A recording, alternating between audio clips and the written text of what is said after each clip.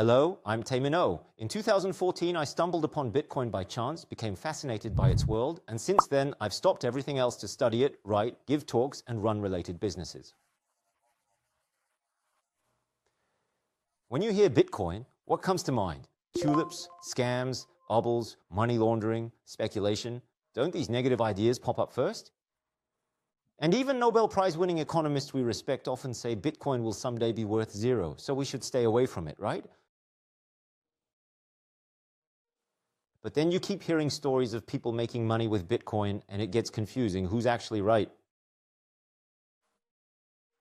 Bitcoin is also gaining attention in a different sense due to the recent Russian invasion of Ukraine. Don't you want to know what Bitcoin really is, why it's so expensive, why it shakes global markets, and even influences international policies?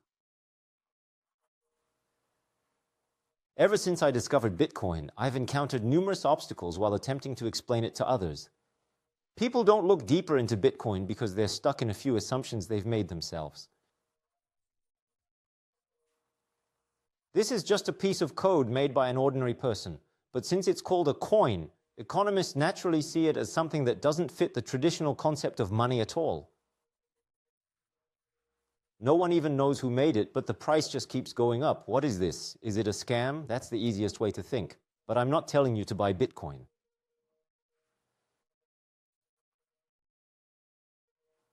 Whether Bitcoin is money or not, it's still an amazing invention. That's what we'll talk about today. Bitcoin is a historic invention that applies analog properties to the digital world. We have to acknowledge this first.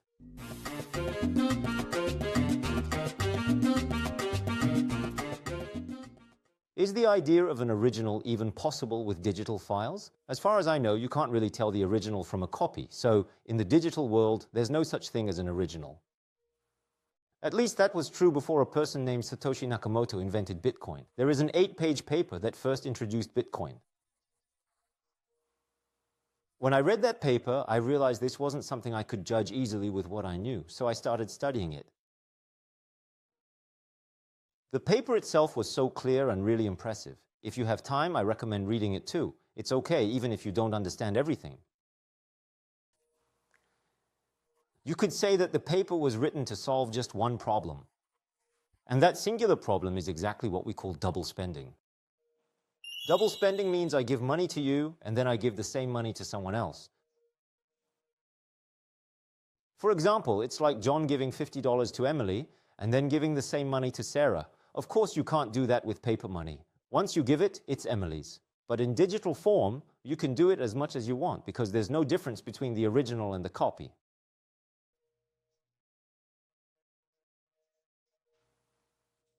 Then how does money get exchanged on the internet? Because this double spending problem exists online, you need a trusted institution to solve it. And that's what we know as banks or companies like Visa and MasterCard. So when we make a payment online, it's not like the money is flying through the internet. Instead, the bank's server simply subtracts money from my account and adds it to the other person's account. Even if I try to spend the same money again, I can't, because the bank already knows about the transaction. So, with online banking, it's not possible to transfer funds by simply moving them from one computer to another. Yet, some academics contend that money ought to be sent directly from one computer to another, in a manner quite similar to how one dispatches an email.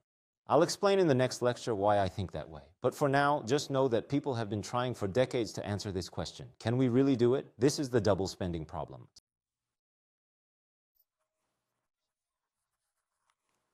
So Satoshi Nakamoto solved this double spending problem. Simply put, Bitcoin lets John send money to Emily without trusted institutions like banks, Visa, or MasterCard. And ordinary people can just watch and still agree, yes, this is the real transaction. Actually, this idea didn't originally come from Satoshi Nakamoto.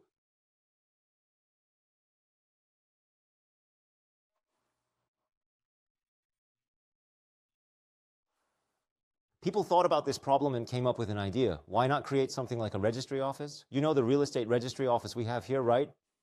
Anyone can pull up and view the real estate registry, the records in the real estate office. Therefore, I obviously cannot sell my house 2 or 3 times. That's because once the transfer is registered, the owner changes. So scholars thought, we can just have multiple people register it. Simply put, it means that everyone like Mike, Emma, David, and Tom can all see John giving money to Emily. That's what we call notarization.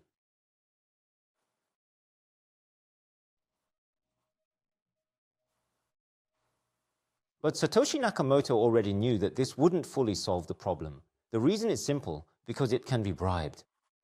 In other words, after John sends 100 million won to Emily, he could secretly offer 90 million won to. Bribe the judges. Then, since he still has the original money, he can send that same 100 million won to himself or someone else again. In the end, he keeps 10 million won as profit.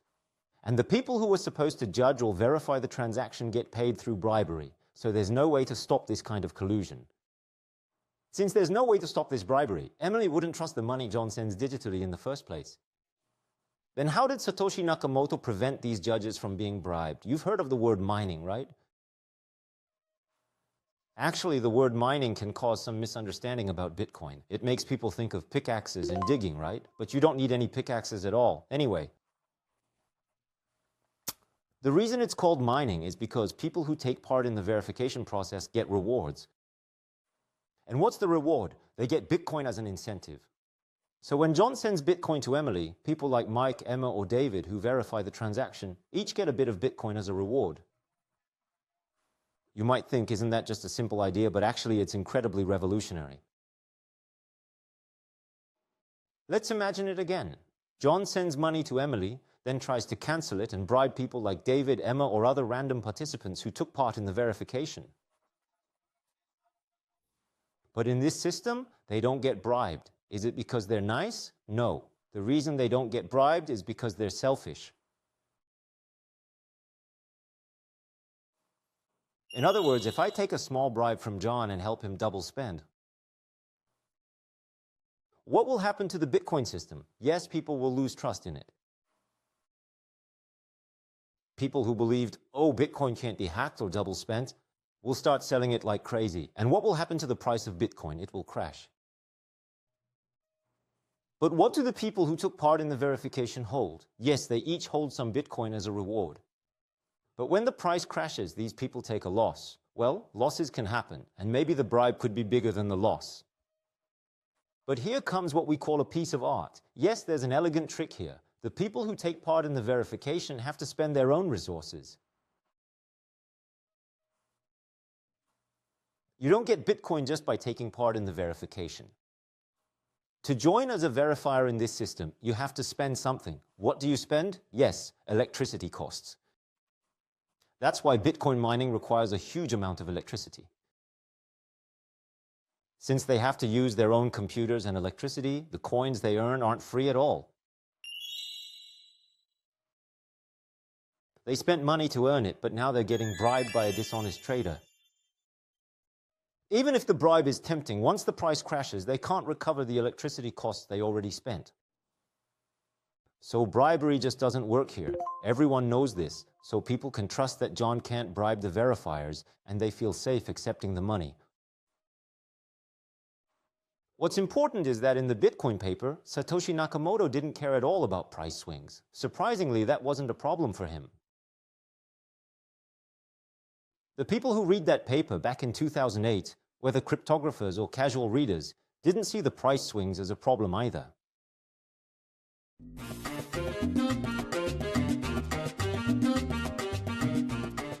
Price swings don't bother Bitcoin users at all. Strange, right? Most of you probably think the biggest problem is the price volatility. But we don't care about price swings at all. Because the most important thing is that digital now has the qualities of analog. Once this one problem is solved, all the other problems can surprisingly be solved quite easily. If anyone tries to hack this system, it would cost them a huge amount of money, so the system is designed to work through honest players.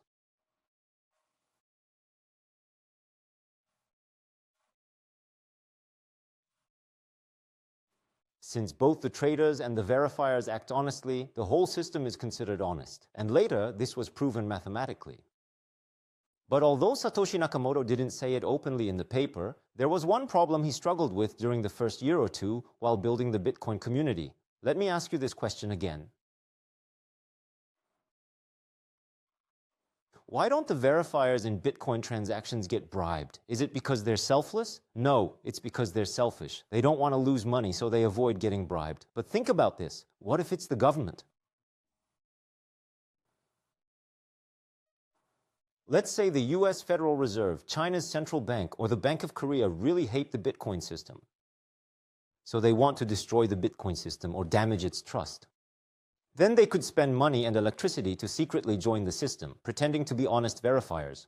Then they start recording fake transactions and disrupting the system from within.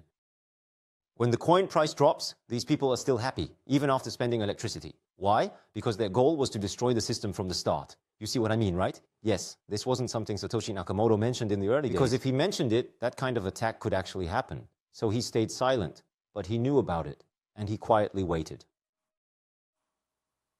This is exactly why Bitcoin is so strong. Now, how did he wait? He waited for Bitcoin to pass $1. That had a symbolic meaning. In the beginning, Bitcoin was worth just a few cents.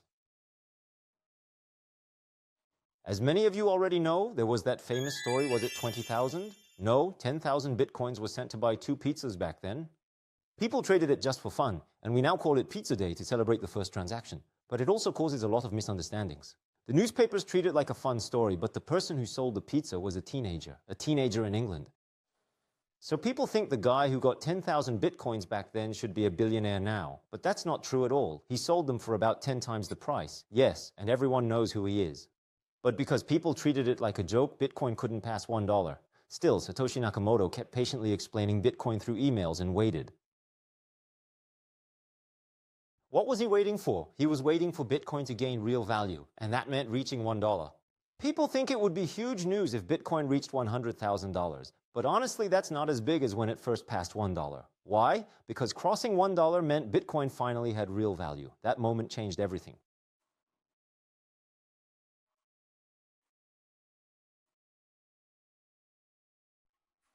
Because it gained value, miners started taking it seriously. They began buying machines and seriously spending electricity. And as they did, this mining power grew more and more. Miners joined Bitcoin mining to earn new coins, but as mining power grows, it's like the walls of a vault getting thicker and stronger. Bitcoin is designed like a vault. If the coins inside are worth $10, the cost to break open the Bitcoin vault, like using a press, is also about $10.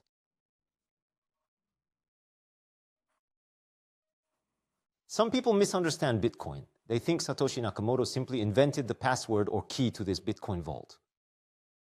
That's a common misunderstanding, but actually these cryptographic keys already existed from the start. The method to unlock the vault with a cryptographic key has always existed, but Bitcoin was designed so that breaking the vault costs as much as what's inside. You get the point, right?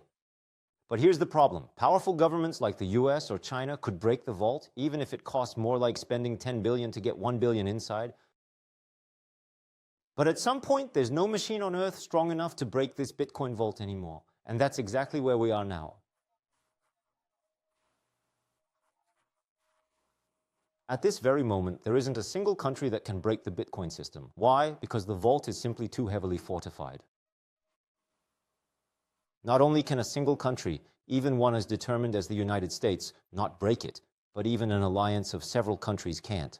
Recently, some magazines asked this crazy question. What if every country in the world joined forces, seized all Bitcoin miners, and held guns to their heads, forcing them to approve fake transactions? It's a wild imagination, right? I'll leave it to your imagination why that wouldn't work. Each country has different interests, and if they all act together like that, Bitcoin would just go underground again. So even then, it can't be broken. So by the time governments or elites realized the massive power of Bitcoin, it was already too late. Bitcoin is extremely strong. Bitcoin solved 2 key problems. First, Satoshi Nakamoto designed it so rational miners wouldn't act against their own interests. Second, no government can build a machine strong enough to break this vault. And this wasn't just theory, it was proven through experience. And after this was confirmed, Satoshi Nakamoto didn't say goodbye or make a big exit. He just quietly disappeared. So one part was solved through the paper and the other through building a community and letting Bitcoin go over $1 in practice. After that, Satoshi Nakamoto disappeared, and now Bitcoin exists in its strongest form. This is why people like us, Bitcoiners, call Bitcoin a groundbreaking discovery in human history. So what does this powerful Bitcoin something even governments can't touch actually do? It gives digital things the unique qualities of the analog world. That's how it prevents double spending. Now, does it really matter whether Bitcoin is money or not? After hearing this explanation, it doesn't seem so important anymore, right? Yes. All right, that's it for today's lecture. Thank you.